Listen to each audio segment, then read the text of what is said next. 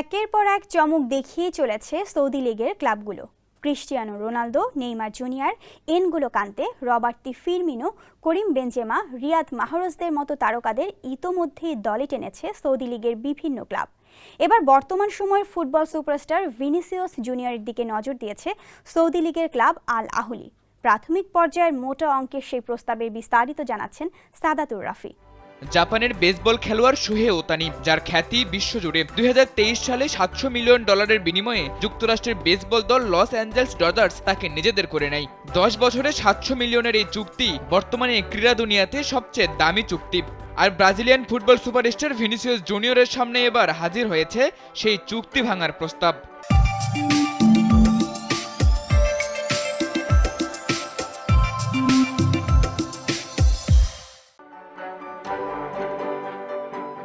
Brazilian এই তারকার জন্য 5 বছরে $1 বিলিয়ন বিশাল এক প্রস্তাব নিয়ে হাজির সৌদি ক্লাব আল আহলি। শুধু ফুটবলেই না, ভিনিসিয়াসকে আর্থিক, সামাজিক আরও বিভিন্ন দিক থেকেই লোভনীয় প্রস্তাব দিয়ে রেখেছে ক্লাবটি। একেবারেই প্রাথমিক পর্যায়ে হলেও এরই মাঝে আল আহলির এই প্রস্তাবে নড়ে চড়ে বসেছে ভিনির বর্তমান ক্লাব রিয়াল মাদ্রিদও। বিগত কয়েক বছর ধরেই সৌদি সরকারের পাবলিক ইনভেস্টমেন্ট ফান্ড PIF এর কল্যাণে বিশ্বের নামিদামি ফুটবলারদের ব্যাপক অর্থ দিয়ে নিজেদের লিগে টেনে নিয়েছে সৌদি আরবের ক্লাবগুলো। সরাসরি সরকারের পৃষ্ঠপোষকতায় চলছে এমন দলবদল। Cristiano Ronaldo, Neymar Junior, N'Golo Kante, Roberto Firmino, Karim Benzema, Riyad মাহরেজদের মতো নামিদামি সব মুখ ভিড় করেছেন সৌদি লিগে। কিন্তু এর পরেও থামছে না সৌদি ক্লাবগুলো। 2034 সালের বিশ্বকাপের আয়োজক হতে যাচ্ছে দেশটি। তার আগে নিজেদের ব্র্যান্ড ভ্যালু আরও বাড়িয়ে নিতে মরিয়া তারা। সেই সুবাদেই এবার হাত বাড়িয়েছে বর্তমান সময়ের অন্যতম সেরা ফুটবলার ভিনিসিয়াস জুনিয়রের দিকে। রিয়াল মাদ্রিদের হয়ে নিজের সেরা সময় কাটানো এই তারকাকে দলে টানতে মরিয়া আল আহলি। সেজন্যই তাকে দেয়া হয়েছে বিশাল এক প্রস্তাব। 5 বছরের এই চুক্তিতে রিয়াল মাদ্রিদের বর্তমান বেতনের তুলনায় প্রায় 13 গুণ বেশি বেতন দেয়া হবে ভিনিসিয়াস জুনিয়রকে।